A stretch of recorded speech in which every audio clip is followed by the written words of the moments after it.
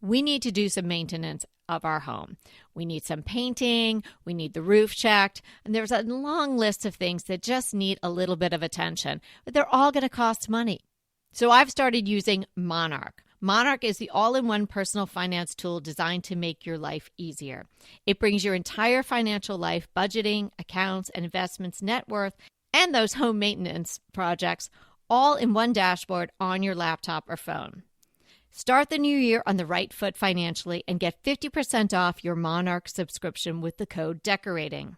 Unlike most other personal finance apps, Monarch is built to make you proactive, not just reactive. This new year, achieve your financial goals for good.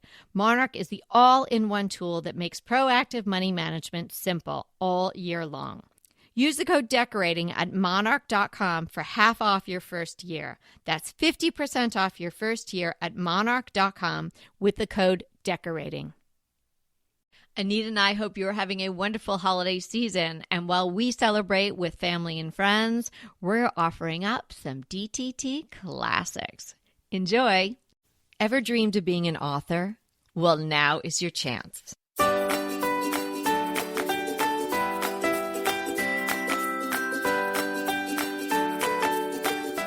Hey everybody, it's Kelly Wilkness here with Anita Joyce, and this is Decorating Tips and Tricks. Today, we're talking about how to tell your home story. So go with me on this. Imagine that someone you don't know is left alone in your home. So forget the creep factor on that and just go with me. What impressions would they get? What would this person learn about you? In short, what story would your home tell them about you? This is an excellent thinking experiment. So try it out with you playing the role of the objective, inquisitive, unknown visitor. You could do that later, or you could hit pause and do it now, but definitely come back. You're going to want to hear everything we have to say in this episode because we're going to help you write and tell your home story today. Well, I think what you're saying, too, is a great idea. And the best way to do it is to really go back out to the street and walk in. This was a fun exercise for me. I was kind of surprised. I came up with one word to describe my story that I will share at the end. And I was kind of thinking, okay, I did not expect that. Interesting. Well, I can't wait. I'm on the edge of my seat. Like writing a book, writing your home story takes thought, time, avoidance of distraction, and the all-important editing. And unlike a book, which is a written story, and so when it's done, with your home story, it can and should be evolving and changing. You do too. And it's the story of you. I think that's so true. And I wanted to give a few non-examples before we start because I don't want people to be going in the wrong direction before we even get going on our tips here. So the most literal translation might be that you have a baby room where it has like your baby clothes and your first shoes. And then there's your junior high room full of your angst and your first retainer and maybe photos of that first boyfriend. I mean, this is not what we mean. We don't mean literally things from your entire life. It's not a literal thing. It's more like, what do you know about this person? Like you said, Kelly, from walking in. Or here's one more other example of what we're not saying. And that is, let's say you play guitar and you have a guitar.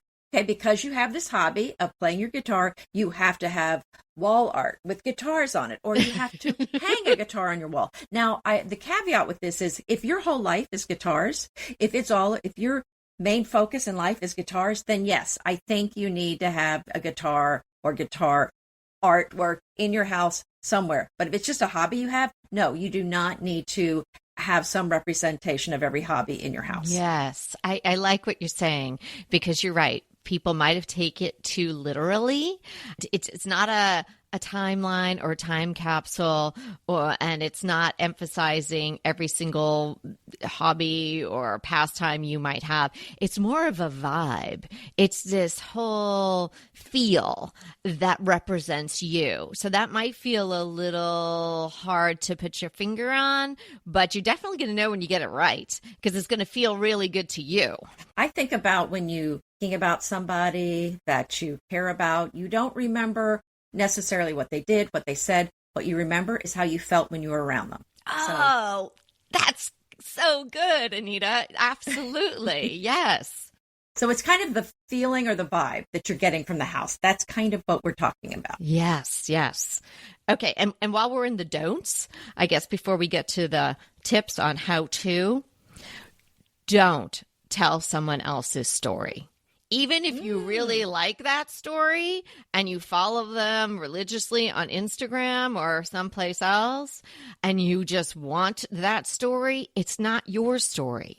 Don't tell somebody else's story. You can take pieces of that. You can get inspired, but you really, truly have to make it your own.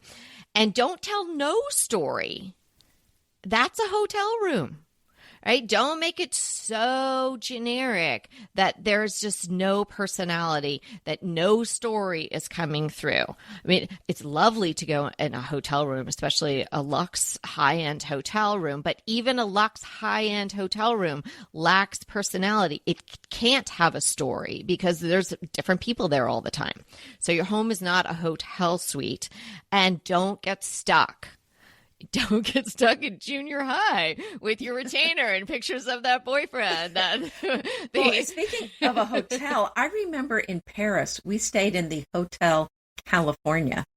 And I'm hearing a song in my head. I know. However, I don't think they understood what That's the song hilarious, meant. Really. But right. So I think that was lost in translation on the what the song was about, but it was Don Henley behind the desk. No, but the reason I bring it up is because it was known for having lots of original artwork in it. So it was basically an art gallery, which kind of goes against what you're saying. I bet it was an unusual situation. This is not typical, but the artwork in the hotel was beautiful. Well, just an aside and totally not on topic. I did stay in what is supposed to be the hotel where Hotel California was actually written. And what story did it tell? Oh, I had so many margaritas, I don't really remember the story, but let me tell you, the vibe was really good.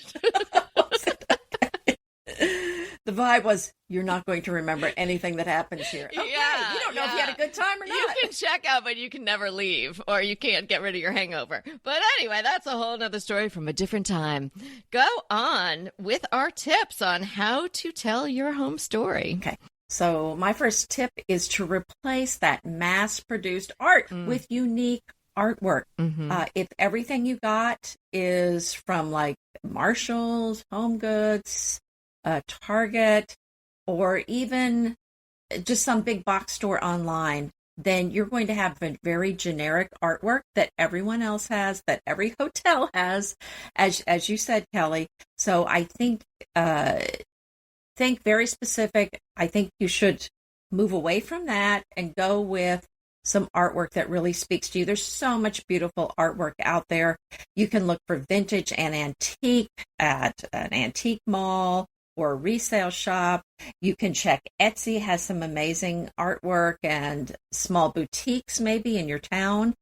For an example, we have a topographical map of the mountains in Black Mountain, North Carolina, which is where we have our vacation rental home.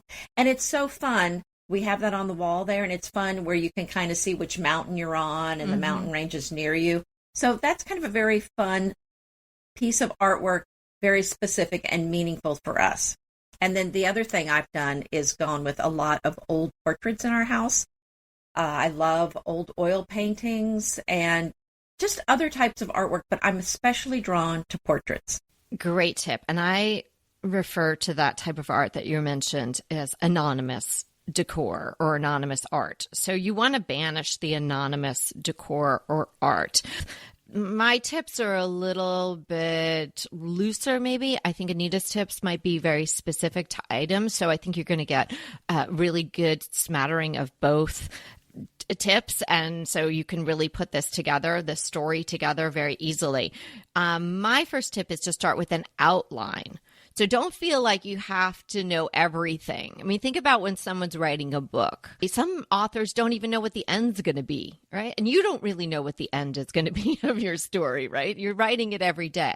So sort of start with an outline. Don't feel overwhelmed that you have to get all the details right away. You can fill in the details and those elements that really add the personality as you go along. Give yourself a general outline of how you want the whole vibe, the whole feel to be. And you could do this room by room, or I would suggest initially you sort of do it overall. What do you want the whole home to feel? How do you want it to reflect you, right? And use your personal story, right, as the starting place. That is going to be the framework of your outline. But, definitely avoiding having the historical time capsule feel that Anita mentioned in the beginning, right? And then you're going to layer in, right? Because every day you're creating new life experience and new memories. And there might be some very important days like the day you get married, or if you have a child, or if you have a grandchild, or something new happens, you get a pet or something like that. These are monumental days and will add a lot more to your story, but you want to add that all in. And you want to take into account the personality of the house that you're in. So I think the exterior, the architecture, and even the geographical location of the house are all aspects of the home story that you have to take into consideration.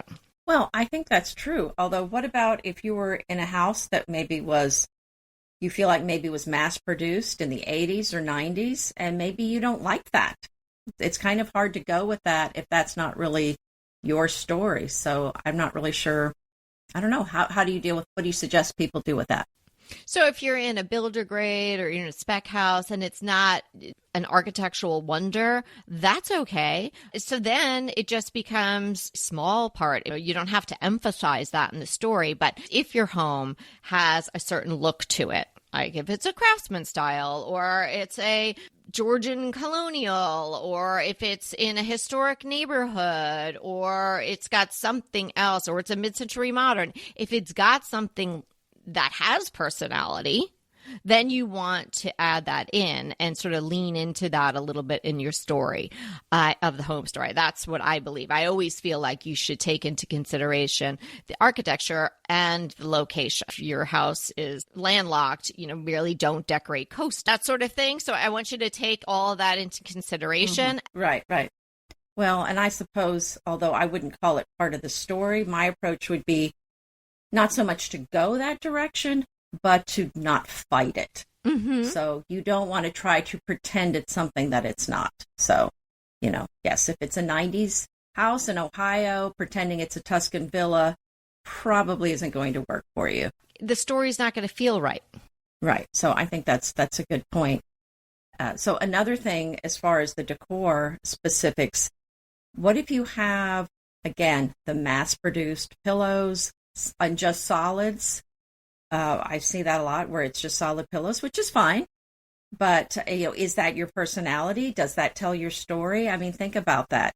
Again, you might want to go to some of these boutiques, Etsy shops, some places where there's more one-of-a-kind pillows, so that it is more specific to your taste. And then you can mix in some solids and some prints. But think about that. Is your look really representing your personality? Are those pillows, do they speak to you? I wouldn't just buy them because, I have a blue sofa, so I need a blue pillow. I mean, there's so many different fabric choices to choose from. Spend a little time finding exactly what's right for you. I couldn't find exactly what I wanted in a lot of places, so I went to Etsy and had some pillow covers custom made. So I think that is an option. And because of Etsy, it's much more affordable than it used to be. And they're very nice with zipper enclosures. So yeah, there's a lot of options now. Oh yeah, don't stick with the pillows that came with the sofa or came with the chair.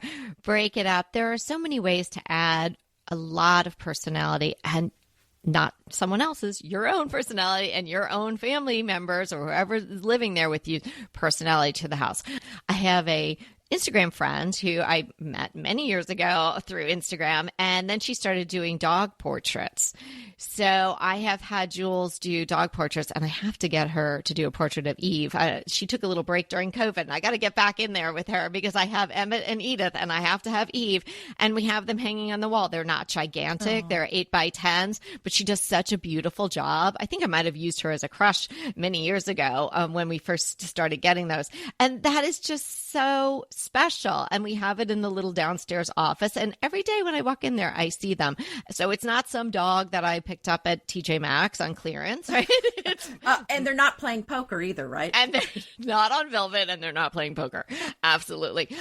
She does such a beautiful job, and it was not very expensive for an original piece of art of our family members. So it's such a great way to add some personality.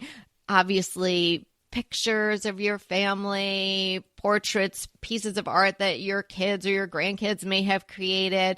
You know, you don't have to frame every single one. You don't even have to keep every single one. Pick out a couple of the best ones and maybe pop one or two in a frame. That's really going to add some personality.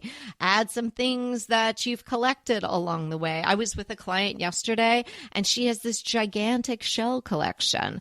And it's so important to her because she remembers almost every beach that she was on where she picked up this shell, and she's been doing it her whole life long. And she was asking me a way to display it better, because she had little bits of them in little bowls around the house and whatnot. So it's a very large shell collection, and we're trying to figure out a way to bring it all together and have it have a lot of impact. But it was just really lovely to talk with her about it, because she'd pick one up and she could tell me where she got it from. That's a wonderful way to tell your story. Quince was my go-to for holiday shopping, and it is now my go-to for refreshing my home for the new year. New sheets, new bedding, new towels. Quince delivers premium quality pieces that make your space feel instantly elevated. Everything is designed with natural materials and timeless styles, so your home feels inviting, cozy, and quietly refined instead of overly trendy. And don't we always say to avoid those trends? By partnering directly with ethical, trusted factories and cutting out extra markups, Quince delivers lasting craftsmanship straight to your home. I purchased the European linen duvet set. They have over 30 choices of colors and a few patterns, and I went with the cafe gingham. I absolutely love a gingham. It's the perfect time to transform your space now. Go to quince.com/DTT for free shipping on your order and 365-day returns. Now available in Canada too. That's Quince, QUINCE.com/DTT to get free shipping and 365-day returns. Quince.com/DTT.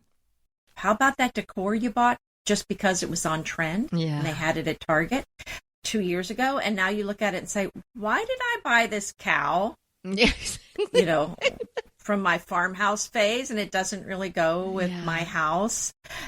So, I mean, that's really something to think about. And again, there's so many places you can go to get decor that is not mass produced. And I'm not saying don't shop at Target or Home Goods or any of those places. I think there's a place for those things, but you don't want your whole house full of those things. You want some unique pieces, something to draw your eye, and something that makes you smile when you see it. So think about antiques, think about old things, think about, we like using old books, and I love like an old silver champagne bucket to put flowers in. There's so many great things you can buy, and not just vintage and antique, but just unique pieces. Maybe go to an art gallery and find some really beautiful piece that speaks to you. Yeah, and this really touches on what I mentioned a little bit ago about taking your time. It's not going to happen overnight. You're not going to add in all your personality and tell your home story in a day, or a weekend, or a week. It's going to take some time. And you may collect it over the years. Even if you move to a new house, you're going to add another layer because now you're in a new place, but you have a nice foundation of things. So, and if you're just starting out, then you can start with the outline, and the outline can include, pieces from IKEA and pieces from Target, but it's when you're adding in the details and you're layering in the personality, that's when the story starts to come alive. And so don't be afraid to add in pieces that everything doesn't have to scream, this is so important to me because, I got this at my graduation, what have you. Each piece should say a little something, but there are going to be pieces that are just the backdrop, right? So kind of the bones, the foundation, the outline. Anita's giving you such great ideas about places where you can go to get this really unique things that speak to you. It doesn't necessarily have to be something that is from your past. It can be something that you fall in love with, but it's not something that everybody else has. It's not something you can easily go out and get. So if you walk down the street, you can also see the same thing in your neighbor's house. That's not going to bring your story alive. Right. And speaking of your past, we're not saying you have to include everything from your past, but if it's something important or special to you, then I think it's important to include that. And of course, we know so many people that inherited things that they just don't like. And those things, let them go. Set them free. Someone else will love them probably in their home. But if it doesn't work for you, don't keep it. But there's probably some special heirloom pieces that you can keep that are meaningful to you. For example, I have my grandmother's mixing bowl. And actually what happened was the bowl came with a big block of cheese in it and was during the Depression when they were giving cheese to people. And so it came with this massive, 10-pound block of cheese in there. And that's what she told me. And then and then that was her mixing bowl. So it's so fun. I have that bowl, for example.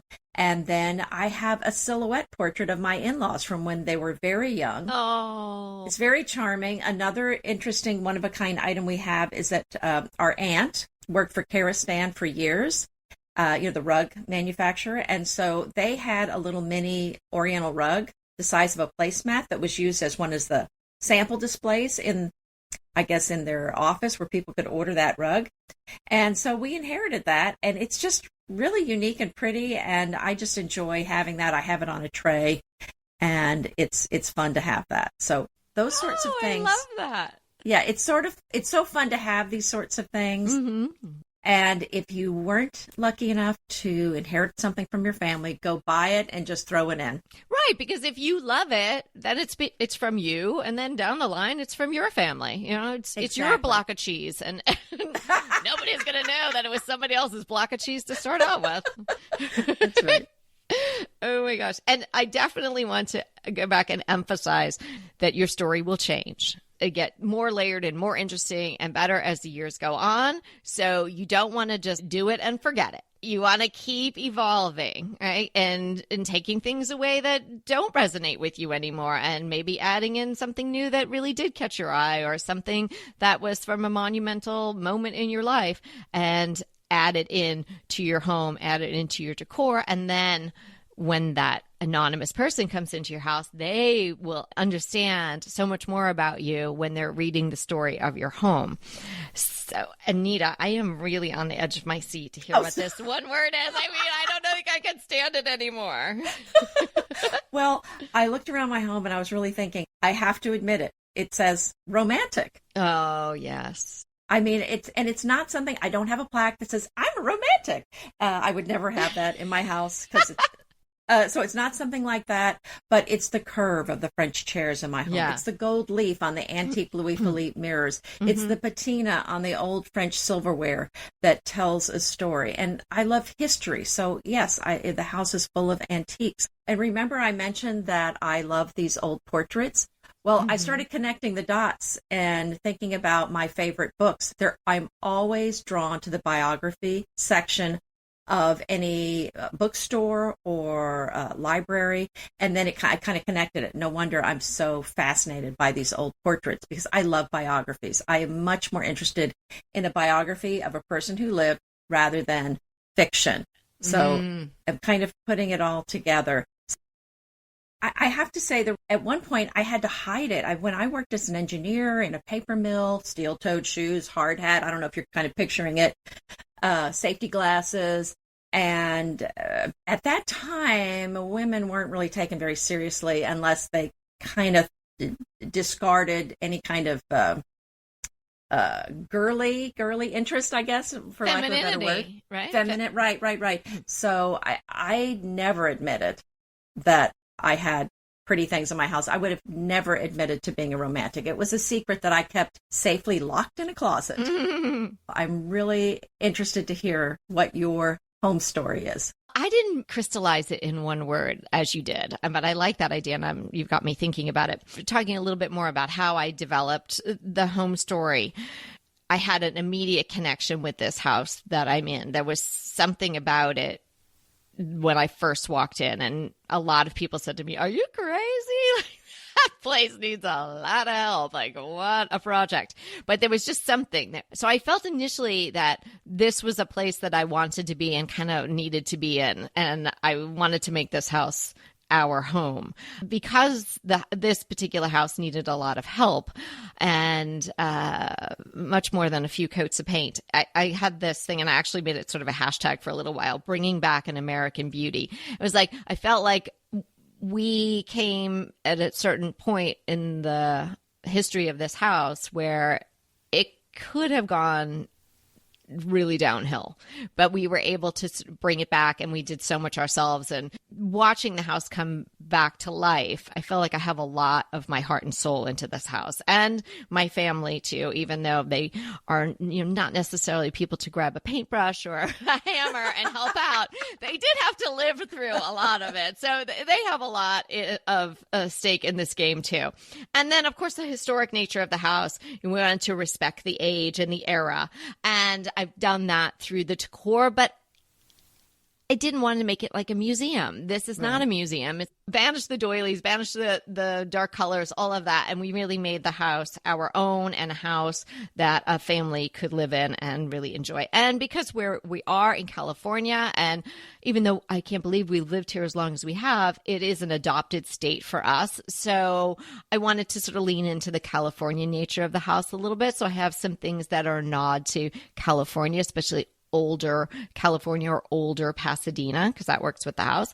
And then most of all, just representing my family in the house, like I mentioned about the dog portraits and things like that. So that's how I authored, of course, with the input of my family members, how we've created the home story that we now live in. And I think it is very reflective of us. I know that mostly because when I walk in the door, I feel so comfortable here. And I think they all do too. My dogs sometimes feel too comfortable here. You know what I'm saying? But everybody is very comfortable here. And I feel that we have really respected the history of the house too, which makes me feel good. Well, I think for sure, when you have a house with historical significance like you do, it is important to bring that out and respect it and not try to cover up the fact that it is Victorian. Although I think you've done a beautiful job of melding the old with the new, and that you've gone with a lot of light and bright white in there, unlike the original Victorian style would have been. So you're much less cluttered, cleaner lines. So it's definitely a fresh version of an old, beautiful home.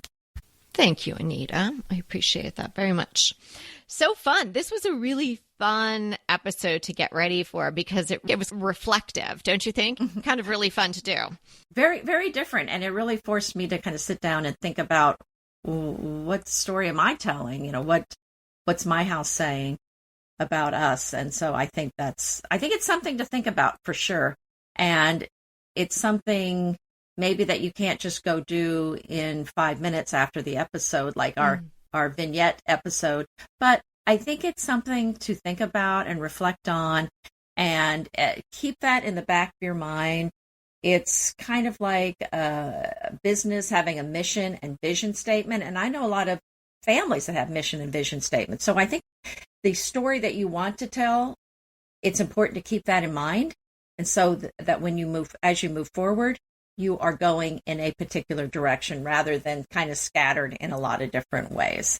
I really like that. I think that is an excellent tip, and what a great tip to end this portion of the episode on, because you're absolutely right. If you keep that story, once you develop it, even if you're not 100% there in the house itself, but you develop it in your mind and you understand what that story is and what you want it to be, that will help you when you are purchasing items and making decisions about things, even decisions on renovations and things like that. If you keep that in mind, right, it will help you curate the universe and then help you edit and keep the story going, right, rather than sort of going off on a tangent. I like that a lot. Good point. We have something fun to talk about. Well, I thought we should mention our consults. Well, that's fun. Those are the best. Well, they are so much fun, and it's amazing. I'm always kind of amazed at how many ideas we have at the end of 45 minutes. We're just really good at this. Like, I think our superpower is just knowing, our collective superpower is just knowing how, like, what's wrong with that room or what can make it better. Oh, yeah. And I was just thinking about some of the things that we cover. I mean, it really depends on what the client wants, but a lot of the things that we do cover are, or things that typically come up are what wall color paint we suggest, furniture for the room, how the furniture could be arranged better to take advantage of the room, the lamps, the rugs, what to keep, what might work better in another room, what's working for you, what's fighting for you in the room, what's fighting against you, I should say, in the room. Wouldn't you say that that's kind of typically what we cover? Yeah. There's a lot of all what you mentioned. Yes.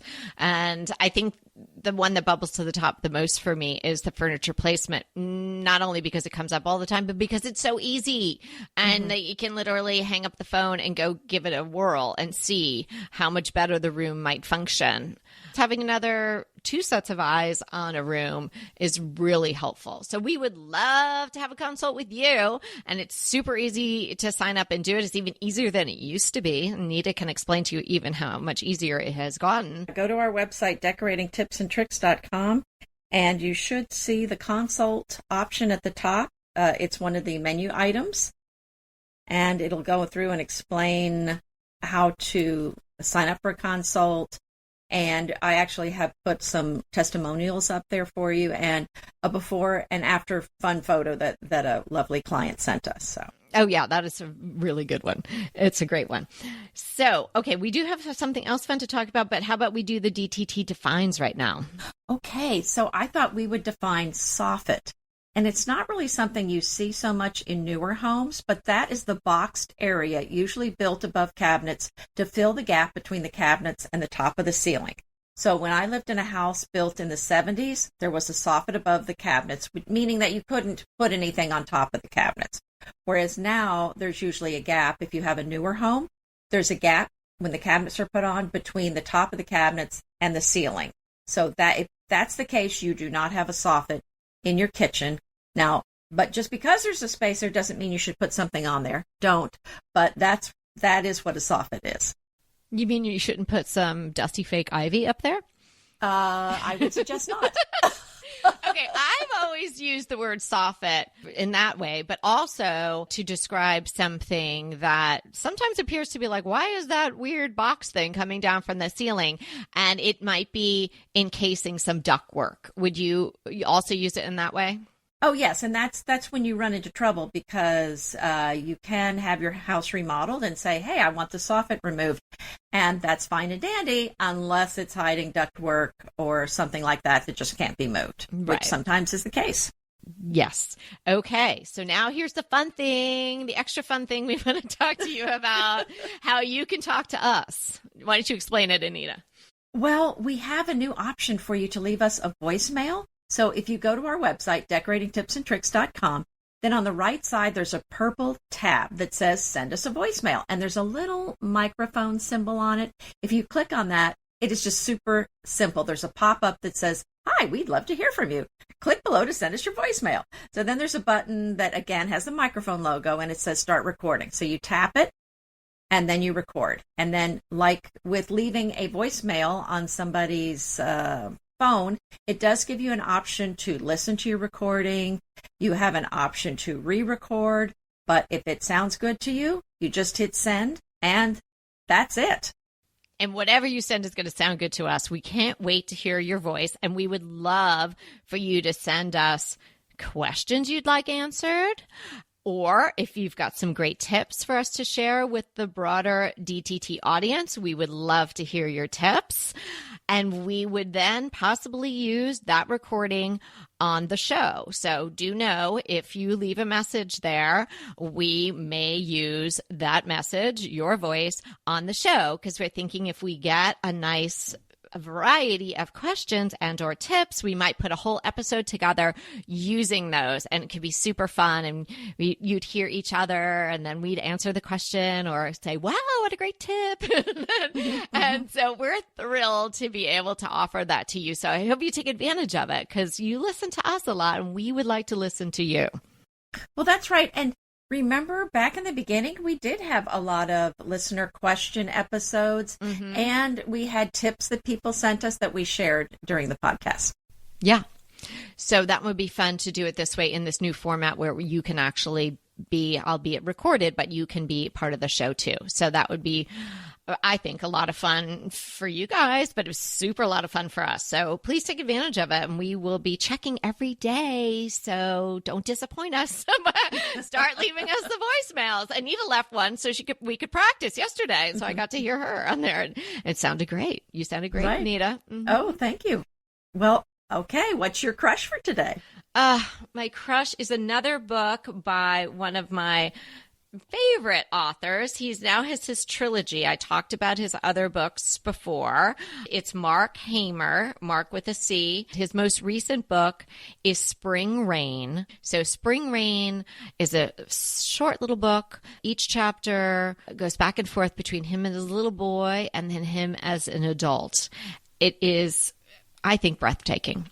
So I highly recommend it to everyone, and the link will be in the show notes. My crush is a very practical item, which is not unusual for me. This one is a Video Pro C converter, and this converts DVDs to MP4 files. So I actually was cleaning things out. We got a new computer, and I was just kind of going through things. I thought, oh, here's a bunch of old home movies on DVD. And some of these are really old. So I have actually the videos from my grandmother from the 50s and 60s. Oh. They were originally on Super 8, right? And my dad converted them to VHS at some point, I guess during the 90s. Then I converted them to a DVD later in the 90s. Oh my gosh. And then, and some of them I converted to MP4 at the time while I had my friends converting equipment, but I missed some, and this one was missed. So I just bought this software. You pop the DVD in and basically just select the videos you want to convert, hit run, and voila, you have an MP4. And it was so easy to do. It was about $25 for a 1-year subscription. But, you know, if you have home movies, you probably can just do them, you know, in a couple days and you're done. But it was worth every penny, and I'm so happy to have all these home movies. And I have a bunch of the girls when we had the little camcorders, you know, the little, they were the smaller ones, but still, now those are MP4, so I don't have to worry about losing that. Just in case somebody might not know what an MP4 is. Well, that is a video file that can be played on your computer, and it can be played on your iPhone, on your iPad, whereas a DVD, you know, you can play on your computer if you've got the DVD player. Yeah, but I mean, do they even make computers with the DVD player anymore? Well, they don't, but I bought, because I have software. For example, my Photoshop software was very expensive. So when we got the new computer, I had to get my, CD player to install it on my computer. So you can buy them. I mean, they're really cheap, and you just plug them in with your USB. But it's kind of a hassle carrying that around. So I think if you have some home movies or something, it's much easier to just have them with an MP4. And I had like a little clip of some that I was able to send by text message, which was great. Oh, how fun. And I bet if you have one of those photo screens that you can probably just have those videos then run on those. You know those frames that show your photos? Because those can take MP4s too. So that could be a fun way to enjoy them. Oh, I didn't even think about that. Yeah, well, Evie got my digital frame, so she might be able to play those on there. I'll see if she wants those. That might be fun. Yeah, but I don't think she's going to want her as an 8-year-old playing volleyball. Maybe 8, but probably not 12. That was, junior high is a tough time. I realized that most of our videos were of just like opening presents at Christmas time, or them playing sports or singing in a school musical. And I'm thinking, why didn't I do more video of them just talking? Because that's really what's so cute is the stuff that they would say. Yeah, just the everyday stuff, which is all part of your home story. And wow, we rounded it all around today. Oh, you put a big bow on it, Kelly. So. Well, you the romantic, love the bows. Yeah, with my practical video converter. But it was home videos that I was converting. So thanks so much for hanging out with us. And remember, we're here to inspire you to create a beautiful home. Until next time. Want to talk to us? Well, we really want to talk to you. So let's schedule a design consult. Anita and I are here to give you individualized, actionable advice on how to create the beautiful home you want and deserve. It's so easy to schedule a design consult with us. Simply click the link in the show notes or head to decoratingtipsandtricks.com/consult. When we talk to you on the scheduled time, we will be ready with so many great tips, advice, and yes, tricks. So sign up today for a design consult. We can't wait to talk to you.